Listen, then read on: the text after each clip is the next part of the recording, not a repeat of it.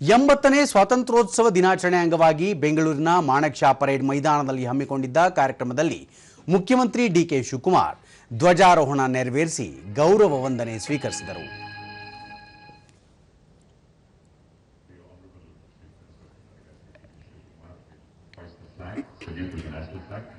ಸ್ವೀಕರಿಸುವಂತೆ parade commander ಅವರು ವಿನಂತಿ ಮಾಡಿಕೊಳ್ತಾರೆ. ತೆರಳಿದ್ದಾರೆ. ಸನ್ಮಾನ್ಯ ಸಚಿವರಾದಂತಹ ನೋಡ್ತಾ ಇದ್ದೇವೆ. ಪ್ರಜಾಪ್ರಭುತ್ವ, ವೈವಿಧ್ಯತೆ ಮತ್ತು ಸಂಸ್ಕೃತಿ ಈ ಸಂಭ್ರಮಾಚರಣೆಯಲ್ಲಿ ಗೌರವ. ಬಳಿಕ ಡಿಕೆ ಶಿವಕುಮಾರ್ ಜ್ಞಾನ, ವಿಜ್ಞಾನ, ತಂತ್ರಜ್ಞಾನ, ಕೈಗಾರಿಕೆ, ಆರ್ಥಿಕತೆ, ಕೃಷಿ ಮತ್ತು ಸಂಸ್ಕೃತಿಯಲ್ಲಿ ದೇಶಕ್ಕೆ ದಾರಿ ತೋರಿಸುತ್ತಿರುವ ಕರ್ನಾಟಕದ ಶಕ್ತಿಯನ್ನು ಇನ್ನಷ್ಟು ಬೆಳೆಸುವ ಗುರಿ ರಾಜ್ಯ ಸರ್ಕಾರದ್ದು. ಜಾತಿ, ಧರ್ಮ, ಭಾಷೆ ಮತ್ತು ಪ್ರದೇಶದ ತಾರತಮ್ಯಗಳನ್ನು ಮೀರಿ ಪ್ರತಿ ಕನ್ನಡಿಗನೂ ಕರ್ನಾಟಕದ ಬೆಳವಣಿಗೆಯಲ್ಲಿ ಪಾಲುದಾರನಾಗಬೇಕು ಎಂದರು. ಪಂಚಾಯಿತಿ ಮಟ್ಟದಿಂದ ರಾಜ್ಯ ಮಟ್ಟದವರೆಗೆ ಜನರ ಕುಂದುಕೊರತೆಗಳನ್ನು ಆಲಿಸಲು ಹೊಸದಾಗಿ ಪ್ರಜಾ ಸೇವಾ ಇಲಾಖೆ ಸೃಷ್ಟಿಸಲಾಗಿದೆ.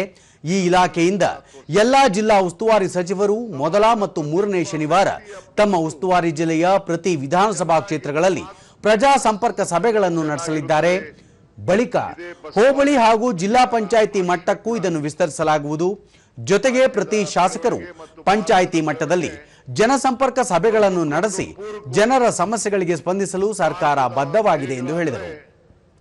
ಶಿಕ್ಷಣ, ಬಂಡವಾಳ ಹೂಡಿಕೆ, ಉದ್ಯೋಗ ಸೃಷ್ಟಿ, ಕೈಗಾರಿಕೆ, ಸಾಮಾಜಿಕ ನ್ಯಾಯ ಮತ್ತು ನೈಸರ್ಗಿಕ ಸಂಪತ್ತಿನ ರಕ್ಷಣೆಯ ಜೊತೆಗೆ ರಾಜ್ಯವನ್ನು ಮಾದರಿ ರಾಜ್ಯವನ್ನಾಗಿ ಮಾಡುವ ಸಂಕಲ್ಪ ರೂಪಿಸಲಾಗಿದೆ. ರಾಜ್ಯದಲ್ಲಿ ತೀವ್ರ ಬರ ಪರಿಸ್ಥಿತಿ ಎದುರಿಸುತ್ತಿದ್ದು, ಪರಿಸ್ಥಿತಿಯ ಗಂಭೀರತೆ ಅರಿತು ಕುಡಿಯುವ ನೀರು, ಮೇವು ಮತ್ತು ಅಗತ್ಯ ಪರಿಹಾರ ನೀಡಲು ತುರ್ತು ಕ್ರಮಗಳನ್ನು ಕೈಗೊಳ್ಳಲಾಗುತ್ತಿದೆ ಎಂದರು.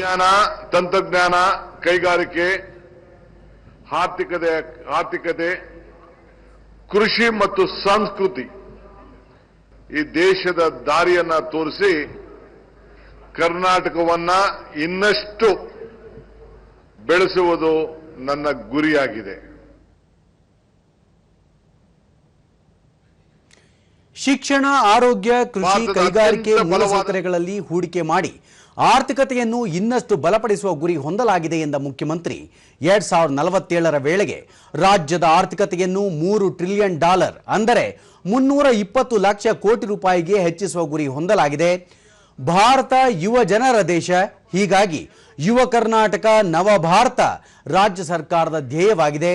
ದೇಶದ ಪ್ರಪ್ರಥಮ ಸರ್ಕಾರಿ ಸ್ವಾಮ್ಯದ ಎಐ ವಿಶ್ವವಿದ್ಯಾಲಯವನ್ನು ಬೆಂಗಳೂರಿನಲ್ಲಿ ಆರಂಭಿಸಲಾಗುವುದು. ಮುಂದಿನ ವರ್ಷ ಜನವರಿ ವೇಳೆಗೆ ಎಐ ಸರ್ಟಿಫಿಕೇಟ್ ಕೋರ್ಸ್ಗಳನ್ನು ಪ್ರಾರಂಭಿಸಲಾಗುವುದು. 1,000 ಸರ್ಕಾರಿ ಶಾಲೆಗಳನ್ನು ಕರ್ನಾಟಕ ಪಬ್ಲಿಕ್ ಶಾಲೆಗಳನ್ನಾಗಿ 2 ವರ್ಷಗಳಲ್ಲಿ ಅಭಿವೃದ್ಧಿಪಡಿಸಲಾಗುವುದು. ಇದರಿಂದ 10 ಲಕ್ಷ ವಿದ್ಯಾರ್ಥಿಗಳಿಗೆ ಅನುಕೂಲವಾಗಲಿದೆ ಎಂದರು.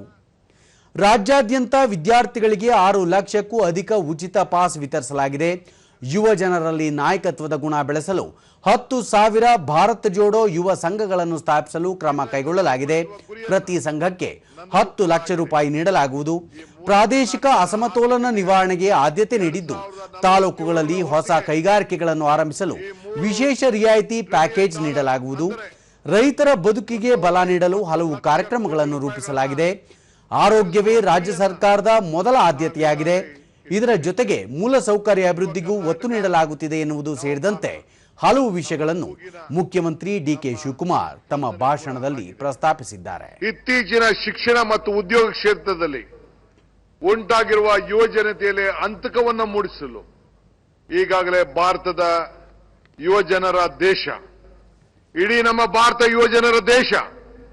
ಅದರಿಂದ ಅದನ್ನ ಬಲವಾಗಿ ಕರ್ನಾಟಕವನ್ನು ಕಟ್ಟಲು ನಮ್ಮ ಸರ್ಕಾರ ಯುವಜನರ ಮೇಲೆ ಹೆಚ್ಚು ಬಂಡವಾಳವನ್ನ ನಾವು ಹೂಡಿಕೆಯನ್ನು ನಾವು ಮಾಡ್ತಾ ಇದ್ದೇವೆ. ನಂತರ ವಿದ್ಯಾರ್ಥಿಗಳಿಂದ ಅತ್ಯಾಕರ್ಷಕ ಸಾಂಸ್ಕೃತಿಕ ಕಾರ್ಯಕ್ರಮಗಳು ಜರುಗಿದವು. ಜೈ ಭಾರತ ದೀಪ ಬೆಳಗಿದರು,